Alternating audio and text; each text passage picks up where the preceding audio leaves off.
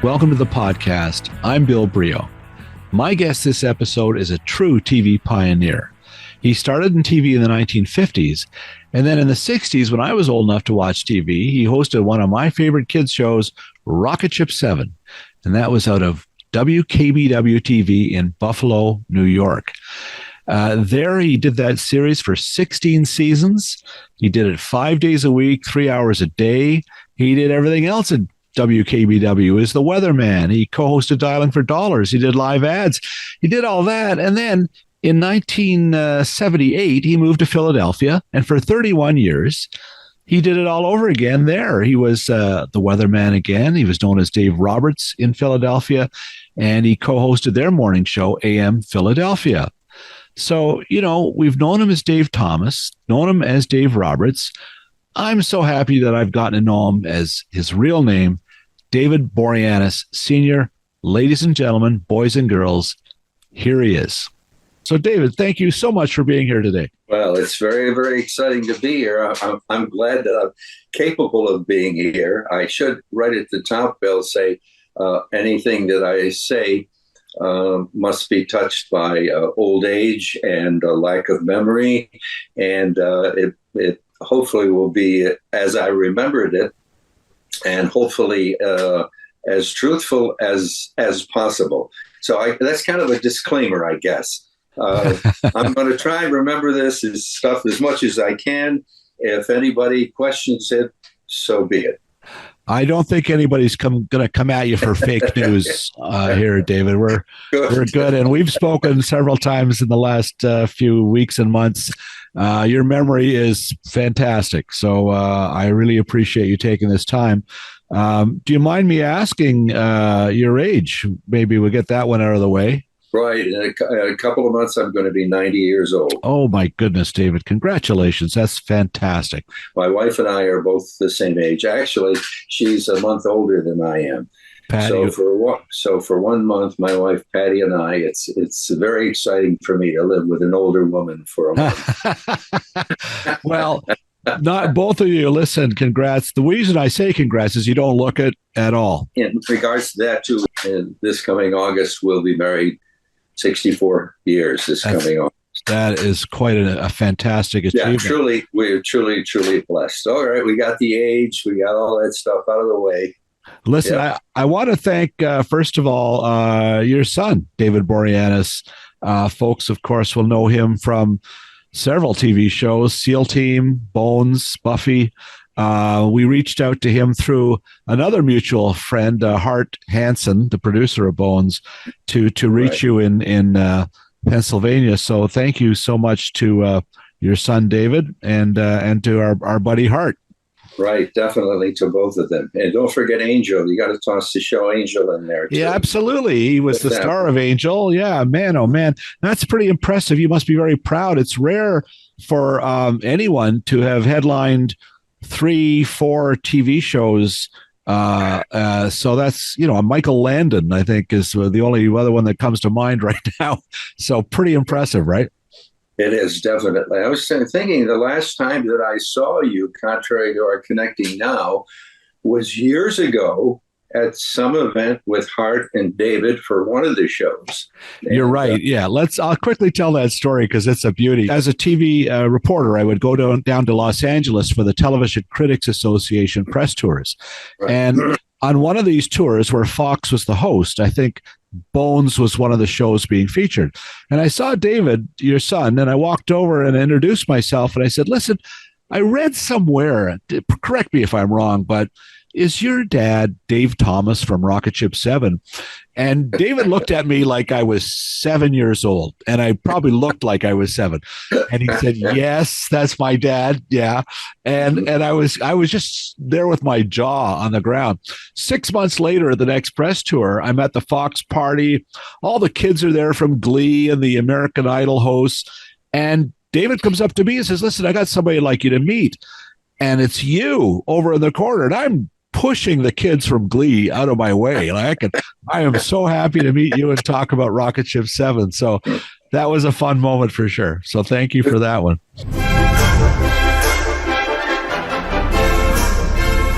And we spoke earlier, about a week or so ago, about how your family got its first TV set, which is a really interesting story. Why don't we'll run that clip now and show that and come back. There was a radio station in Buffalo that was running some kind of a contest.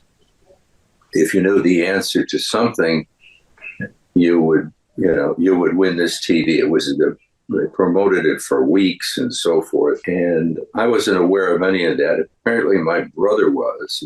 And he wrote down whatever the answer was supposed to be or what he thought it was. So we're both at school.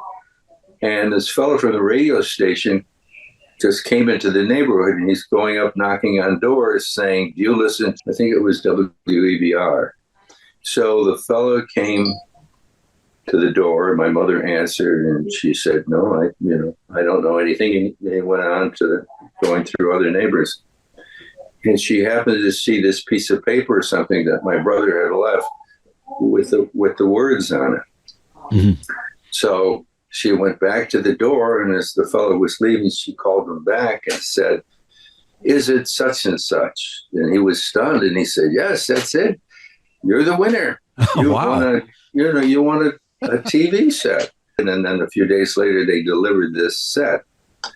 It was a 7-inch Admiral set. Wow. That was like huge. So we got the TV set, and everybody in the neighborhood was excited. And so neighbors come in, and we turn it on. And the only thing that comes up is this test pattern.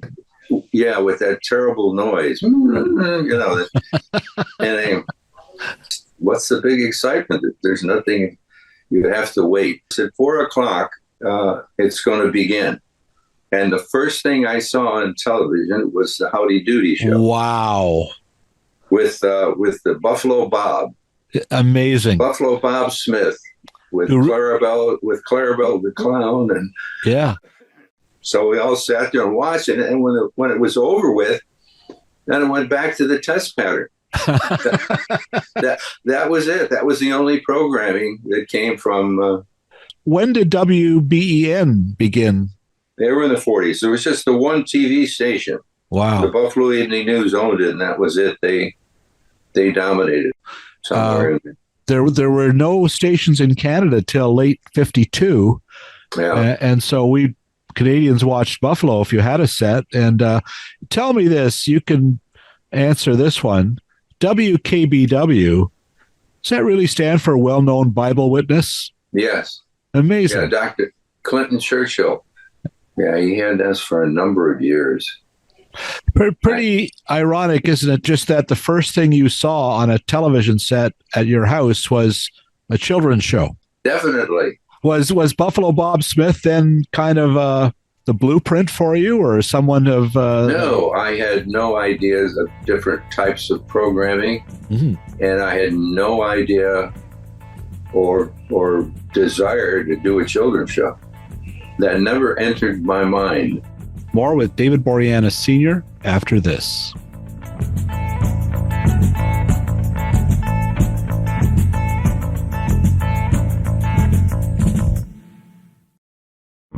Okay, so we all know that there's a mountain of entertainment on Paramount Plus, but what's on top of the mountain this month? Well, the big news is that Billy Bob Thornton returns as oil-soaked rig fixer Tommy Norris in Season 2 of Landman.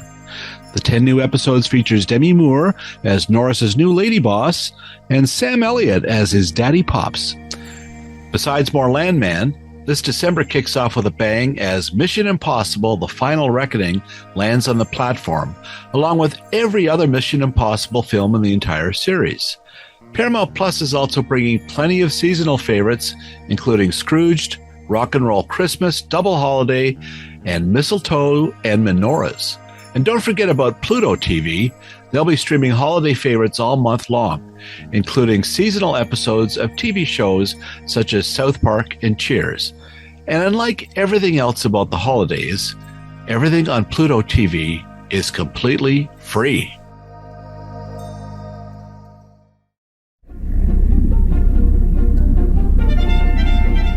And we're back with David. After graduating from Syracuse University, Dave began his broadcasting career at WAER-FM in Syracuse. By 1956, he was back in Buffalo, landing an announcing job at WBUF.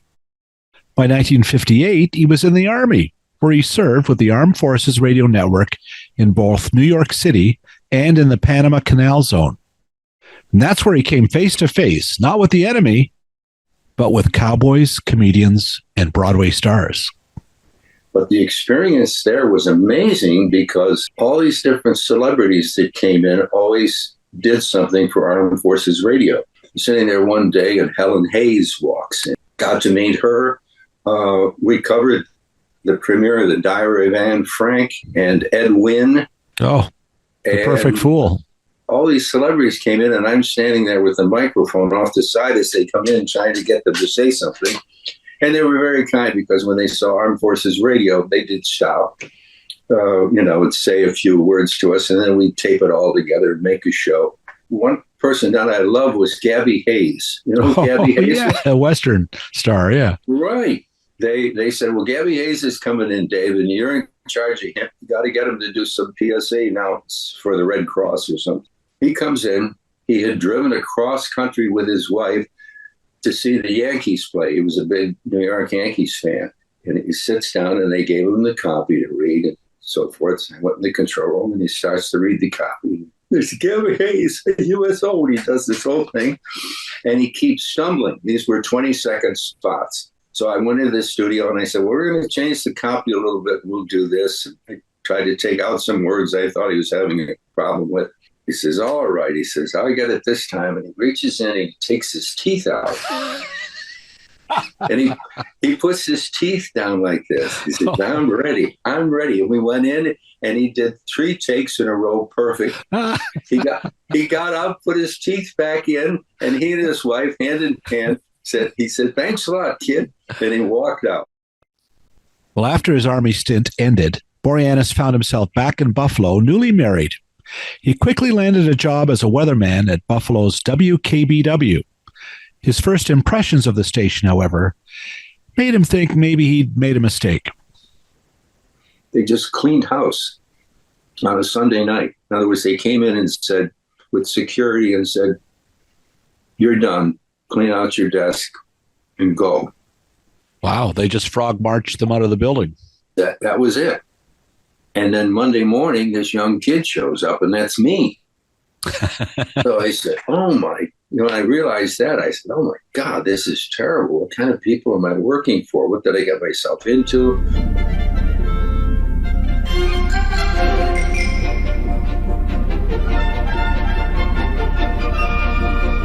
Do you remember Rick Azar? Absolutely. Rick Azar was the sports guy, part of the 3. Right. Weinstein, and yeah, fantastic. Well, Rick, he was doing Azar's Attic in Niagara Falls, New York, a radio show. And they hired him to come to BUF to do some sports. So when they went out of business there, Rick went on and they hired him at WKBW. Matter of fact, Rick signed that station on the air. So that's part of the history. So when I got there, they rearranged things. And the next thing I know, they announced a new team. Rick Azar did the news and sports, and Dave Thomas did the weather. That was the new news team. And I'm curious, was there a discussion about your name? Was there any discussion about using Boreanaz? I was told, I think it was at WBUF TV, we couldn't use that name. The name was too long. It was too complicated. It was too ethnic. Mm-hmm. So I said, okay, fine. I took my confirmation name. David, my confirmation name was Thomas. Okay. So I took my first, Dave Thomas. That's how I did it. So I changed the name. But when I got exposure in TV, there I was, as Dave Thomas. And in my old neighborhood on Summer Street off of Richmond, near Kleinhans Music Hall, we used to go to a cleaners around the corner run by an old Italian, Mr. Mancuso was his name. And I used to always go in there and pick up the clothes and so forth. And I knew his son, and we were friends. Well, I went one day after I had this TV exposure as Dave Thomas, and he wouldn't talk to me. He'd like, walked away from me and went, I said, Mr. Mancuso, are you mad at me? Did I do what's the matter? He said, what, are you ashamed of yourself? I said, what are you talking about? He said, you're not Dave Thomas. That's not your name. You're ashamed of your name. You're ashamed of your people, where you came from. He really tore into me. Wow. And I felt so badly for it. And he never spoke to me after that again. He thought it was something terrible. So that's how I ended up with Dave Thomas.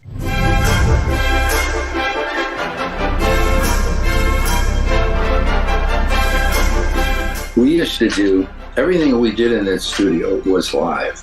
We used to do live commercials for everything. Wow. It was so exciting and so dynamic, and just your adrenaline was at high speed. They do the news, and the next thing you know, you're over in the corner doing a commercial for draft brewed flats. You had to be careful. So we'd be pouring a beer, and if you pour too much, the beer would go over and run down your arm. I mean, all these experiences. I remember doing one for Lipton tea. The agency said, yeah, take a sniff of the aroma. I said, yeah. I popped it, and I took a sniff of the aroma, and it got in my nose, and I started coughing. I mean, it was just, all of this stuff was That's just, funny. I mean, it was live. We had car commercials. You had a car commercial there, New York Telephone here, and you do something, you go over there and do that. Somebody else would be doing another commercial. It was the most exciting thing in the world to do.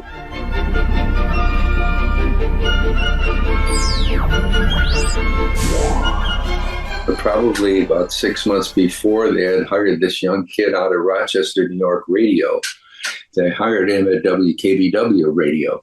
They liked his presentation and his voice, and they said, well, let's bring him in the TV studio and see what he can do. So he came in the TV studio. But this guy stands behind this lectern, and all he could see was the top head of him. He was very short. So they set up the camera shot, and the director's saying, well, you can't do this. We can't even see this guy. So they ran, and they had these old wooden Coke boxes. They used to deliver Coke. Yep. So they put this box down, and this guy stands up in the thing, and we can see him. And they auditioned him, and his name was Irv Weinstein. Irv Weinstein. I could see that coming up Broadway. And that was the beginning. Then they hired him, and then that's when things changed. Rick did sports exclusively, and then they hired Tom Joles, who was over at WBEN, and they kind of shifted me to the mornings, and that's when I went and auditioned at WMAL in Washington, because things were changing, and I didn't think I had much of a future there. And then I came back to the station and said, I think I'm going to go to Washington. So they said, well, we don't want to lose you, Dave. We have plans for you. We want to do this. And so, well, what are your plans? And one of the things they mentioned, well, we have this idea for a kid show that we think we'd like you to do, and so forth. And they gave me a little more money. They induced some inducements for me to stay. And there were other shows, Dialing for Dollars, they were thinking of. Then there was a money movie show that eventually came. That was the beginning, the inchoate stages, as I love to say, of Rocketship 7.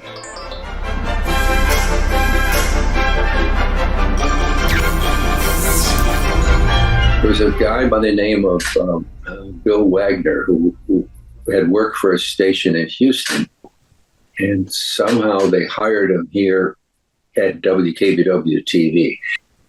One of his ideas was they had this robot down in Houston that they used to use for some promotional thing or something. And his idea was that we should do something based on space, because space was just starting. Wally Schirra and those early space guys and so forth. I even went to Canaveral and covered one of those shots. John Glenn. There's another whole story. Anyway, so this was the idea. Well, I said, well, Bell Aerosystems is right here. So, I mean, if you want to do something like that, it should be authentic. So it was a germ of an idea. So we went out to Bell Aerosystems, and they had a mock-up capsule there that you could get in, and the thing would turn like this. So we sat and talked about it and said, we should try to simulate like the inside of this space vehicle or whatever it is. There was a fellow by the name of Fred Grenoff who recently passed away at age 96. He was the main guy that built props and sets. And they'd never been able to use wood in building a set. It was always cardboard. They would paint it, and the cheapest thing possible. Wood was too expensive. So they allowed them to use wood for the first time. So they built this big console that we used to have in the front, and then he built the set in the back that was all wood, and they put it on wheels. They started to build this whole thing, and it became very, very exciting. I went out to Bell and went through a little bit of training with them. When you say training, I mean, well, you went out and you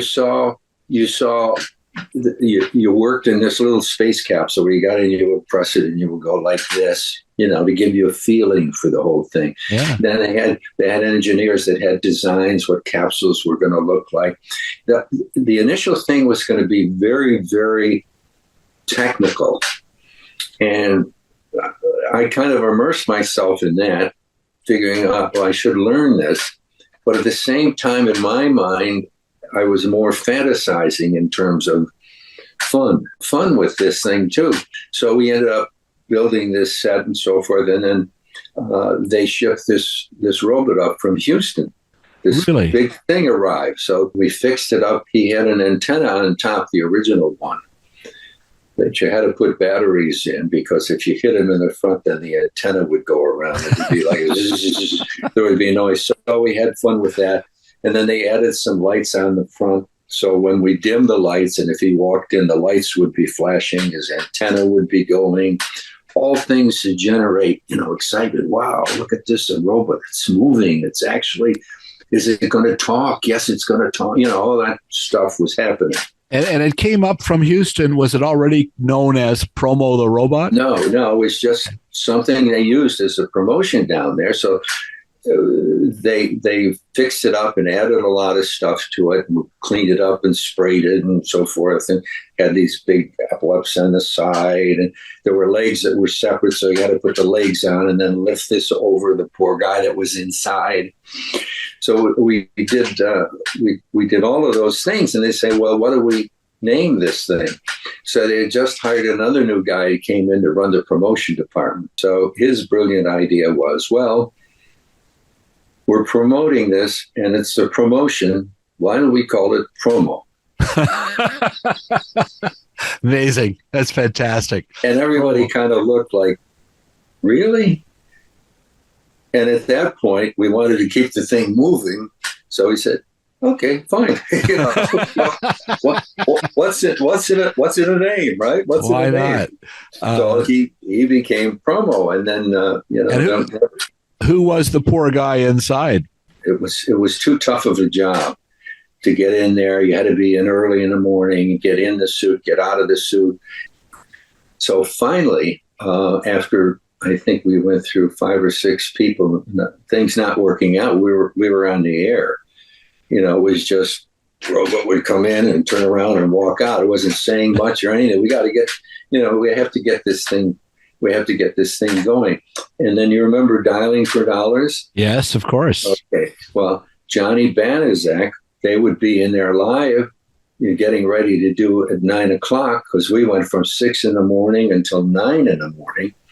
And then we followed it live with Dialing for Dollars. Johnny would be there with Jimmy. They provided the music. Johnny said, well, I'm coming in anyway. Well, I'd like to try it. I said, great, John, fine. So we put the suit on, and John was he was the salt of the earth. What a nice guy.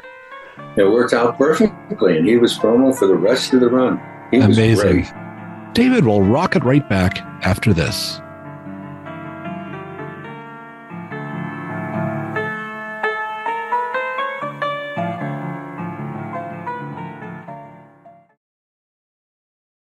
Christmas arrives in style this season on Super Channel, Heart and Home.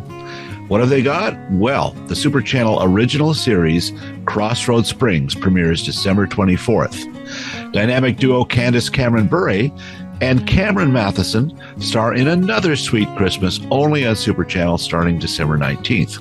This year's holiday lineup features 8 Canadian premieres starring fan favorites Carson Kressley, Kim Johnson-Herjavec, Melissa Melotti, Paul Green, Daniel Lissing, and many more. The all-Canadian streaming service offers viewers exceptional entertainment value, uncut and commercial-free, with 4 diverse channels: Super Channel Fuse, Heart and Home, Vault, and Quest, plus access where available to Super Channel On Demand. Where can you get it? Well, from most cable providers across the country. So, hang some mistletoe and sign up today.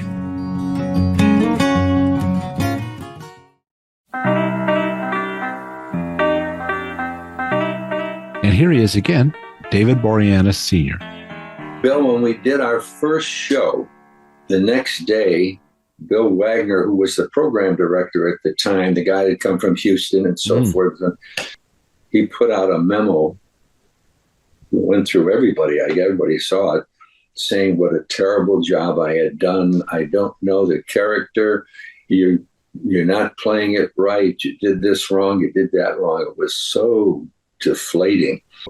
I thought the first show went okay, considering it was the first show and we were all stumbling. Right. But I didn't think we stumbled that bad, but he ripped me a new you-know-what. So, shortly, probably within a year or something, he was gone because they found out he had some other problems and so forth. So he was gone.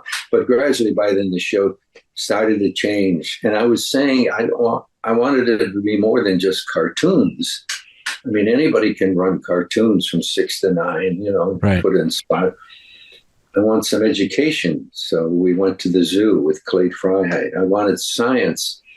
We went to the Buffalo Museum of Science and got someone.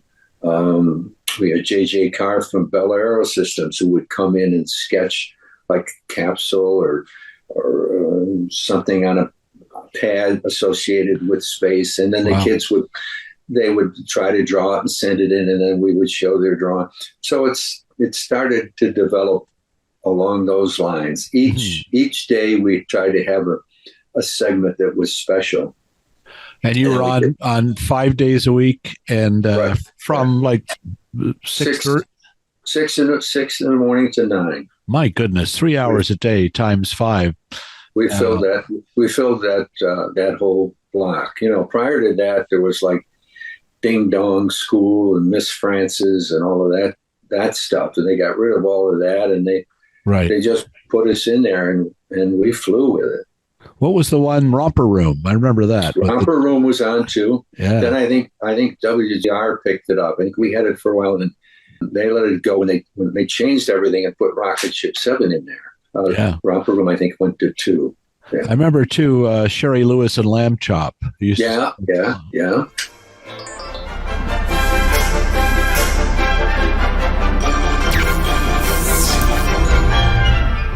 Rocketship 7 had this great, rousing, orchestral theme song, this sweet Air Power, I think it was called. And it was just, boy, when they started hitting the cymbals and the timpani, it really got the thing off to a great start. Was it always that theme song on the show? Yes. What I do remember, though, is getting that film clip where it would start at the base of that rocket, where you see the smoke blasting and this rocket would slowly go up, and the music fit perfectly, I thought, with that. So that whole thing, it's interesting that you should so vividly remember that. Yeah. That was so important at the time, us selecting that. We felt as if this really says something. You're getting ready for excitement. We're lifting off. We're going into space, and boom, come on along for the ride. Yeah.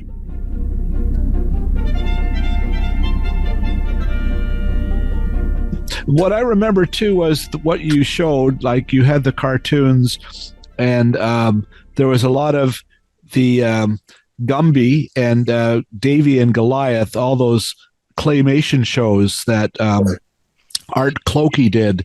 That was fascinating as a youngster. It was really cool to see those series.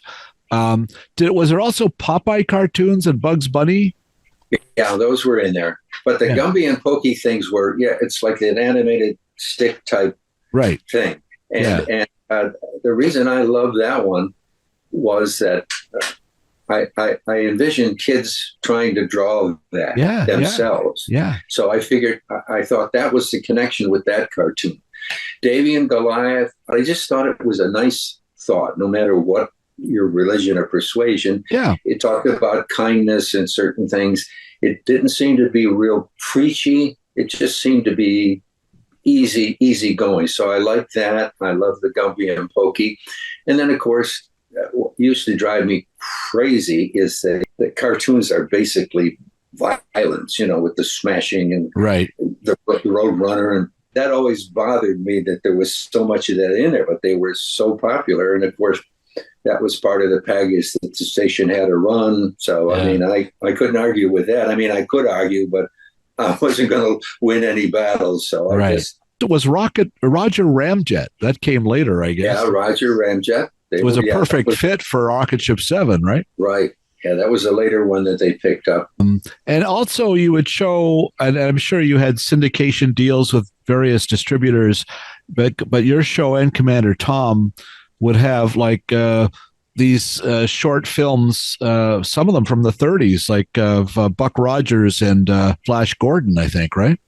Yeah, they did. I think Tom did most of those in the afternoon. I think he tied them into his show. I don't recall us ever.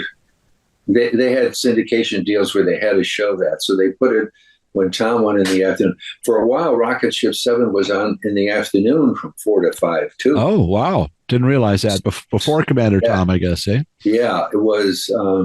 We were doing the morning, then we were doing the 4 to 5 thing, and it was just all of it live. It was overkill. It was too much. It didn't feel right. And I was never happy with it. And it did all right, I guess. Yeah. But then they changed the whole thing. And then that's when Tom went into that spot and became, very successful in his own right. I think that his show also, maybe yours too, showed The Adventures of Superman. That was Tom, yeah. Okay, all right. But we didn't get into any of that stuff. Those were all that syndicated stuff that they had purchased. One thing that killed me is that I guess they had these syndication deals, so they had to burn off certain shows. There was a Western with Wild Bill Hickok. And then I guess they got to the bottom of the barrel and they started showing Broderick Crawford's Highway Patrol, which as a little kid, you're thinking, wait a minute, this is the show Mommy and Daddy watches. What is this doing here?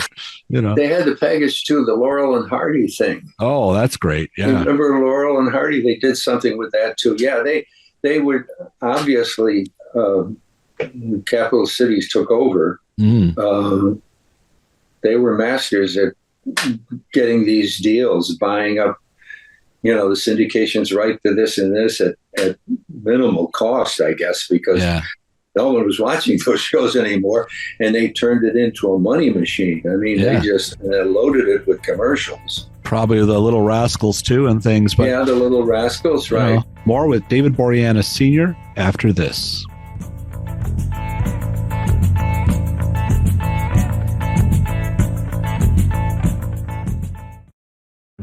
Well, time once again to check in with Emily Gagne at Hollywood Suite. Emily, it's the most wonderful time of the year. Look at you. I know. I had to put my Santa hat on because we have lots of festive favorites on Hollywood Suite this month. Festive favorites. Usually you guys zig when everyone else zags. So what does that mean? What kind of festive favorites do you have? We have a lot of modern festive favorites, like something like The Holiday, which is like one of our number one movies every year. People love it. But like The Family Stone, which has the late, great Diane Keaton in it. Or, my personal favorite, the Jim Carrey version of How the Grinch Stole Christmas. You like that one the best? I don't know if it's the best, but I like it. You know what I mean? Well, I'm waiting for the family Sly Stone Christmas. I think that would be awesome. I would definitely watch that, and I would push for us to get it on Hollywood Suite for sure. Okay, great. What else do you have? Anything else you want to you want to promote for December? I think we've got a lot of cozy comfort movies like Mamma Mia or Field of Dreams, just movies that you love to watch when you're home with your family and just, want to have a night in. So whether you're celebrating or just keeping it easy, we got something for you. All right. Well, it sounds perfect. Emily, you have a Merry Christmas, and we'll see you in the new year. Happy New Year, Bill. Take care.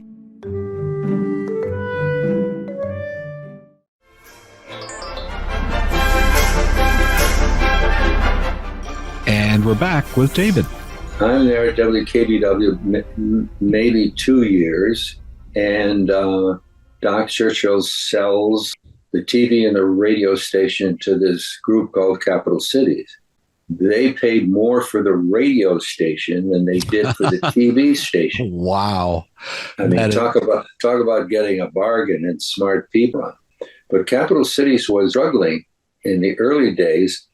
They had this station in Albany, and they had this young guy there who was doing like a similar type of light show. He would tell jokes, and he went in and asked for a raise, and they turned him down. So he got up and he quit, and he went to California, went to Los Angeles, and his name was Ted Knight. Oh, no, really? From the Mary Tyler Moore Show? Right. So my goodness. Years later, when I'm doing AM Philadelphia, he was one of my guests. And he came on, and we were laughing about Capital Cities. He said, those cheap, they wouldn't give me a raise. I only wanted $10 more. He says, it turns out it'd be the biggest favor. And he was, but that's how all of that stuff. The nerve of those guys firing Ted Baxter. That's not right.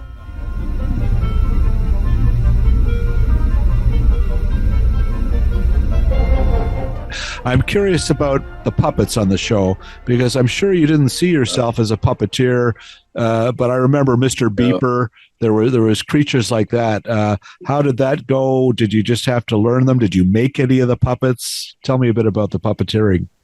Yeah, I'd never done any puppets. Had no interest in puppets whatsoever.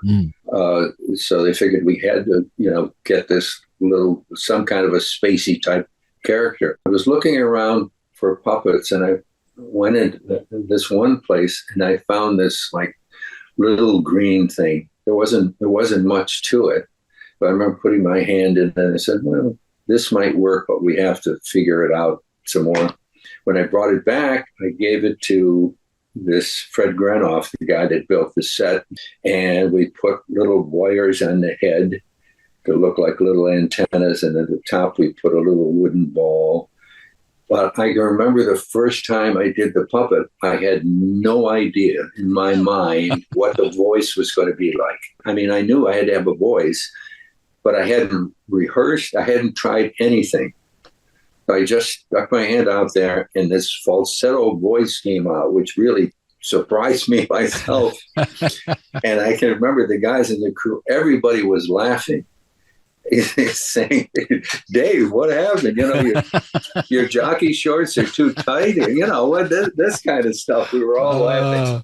And that voice kind of stayed with it. And I think now it's in that one picture that I sent you. I think it's at the Fisher Toy used to have a little exhibit, didn't they? Toy museum down in East Aurora. I think it's still down there. Or maybe I may have given it to my son, David.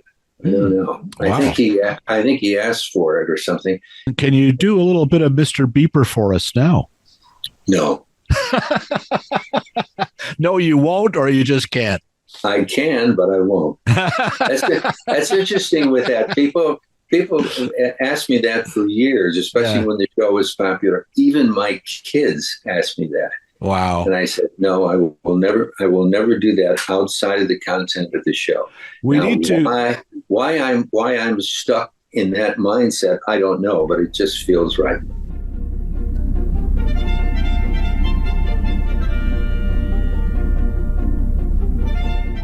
Oh, you were so busy working 3 hours every morning on the show. Even just how did you change into a suit and get over to Dialing for Dollars live? We had to do it quick, or sometimes same for Johnny too. Johnny had to get out of that. Yeah, get ready for the music. And when tape came in, we were able to tape a quick close, so that we had maybe 6-8 minutes at most to change. The same time, while we were finishing Rocketship 7, the audience would be quietly coming in because we had just one big studio for Dialing for Dollars. So there's a whole big challenge there and just getting it done. It was the same studio as Rocketship 7. Right. We do Rocketship 7, then we do Dialing for Dollars, and then you'd have to turn it around. And I used to do the noon weather, and then they put the Money movie on, which was in the afternoon, I think, maybe 1 to 2.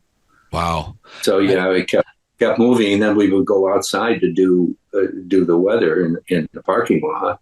Was this the temple building that the original?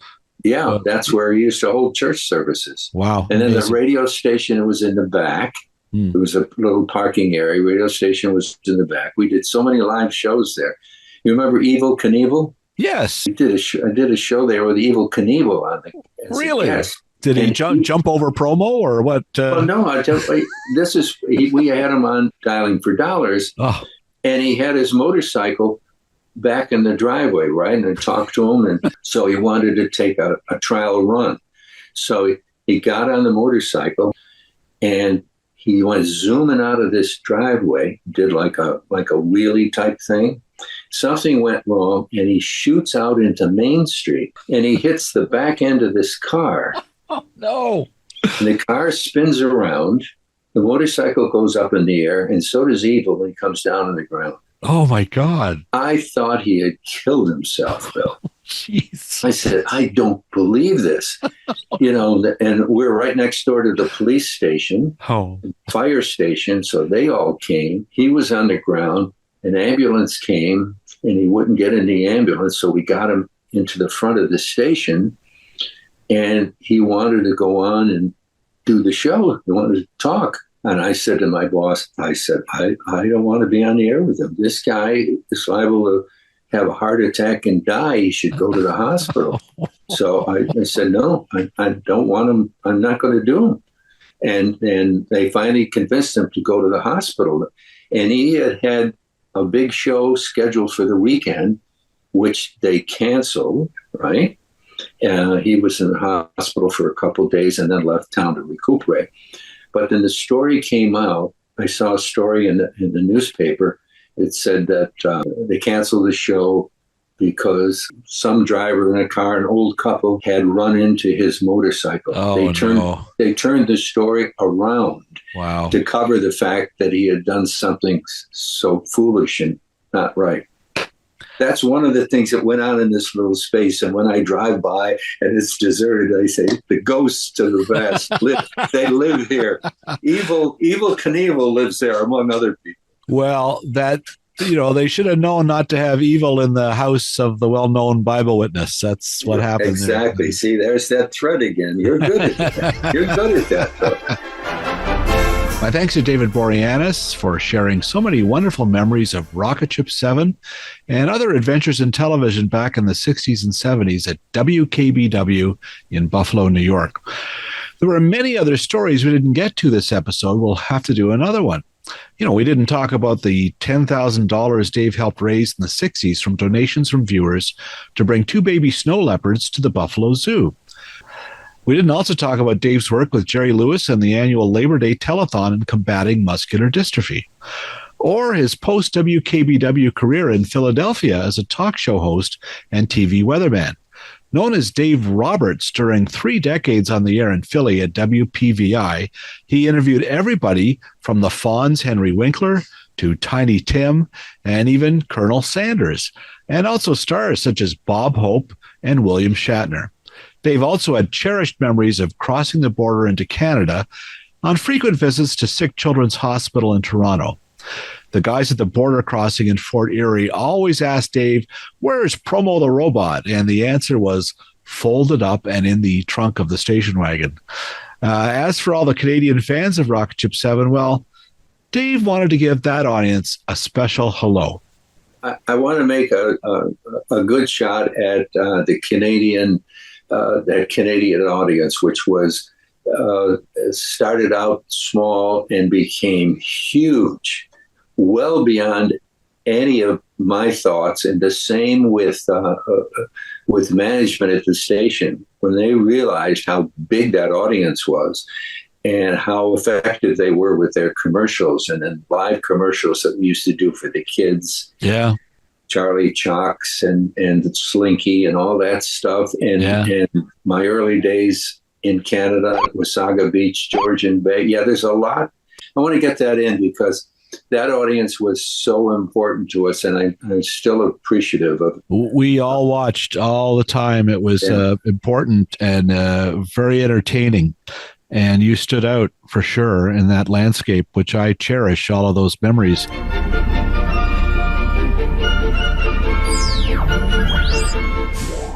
Finally, I spoke with Boreanaz about the missing part of this blast from the past, and that's any clips from Rocketship 7. The sad truth is that almost nothing remains from that 16-year stint on the series. Incredible, really. Every weekday, 16 years. It's all gone because the tapes were seen as more valuable than the content. All we have left, apparently, is a short clip from the end of one of the later shows. If anybody out there has more on VHS was just coming in at the end of the 70s, please let me know. We'd love to see more. But here is that clip, pretty much all that's left. And you don't even see Dave on it, but you do get a chance to see a little bit of promo as the credits roll. Take a look. So until Monday morning, this is your old buddy Promo saying, have a nice weekend, and I'll be seeing you.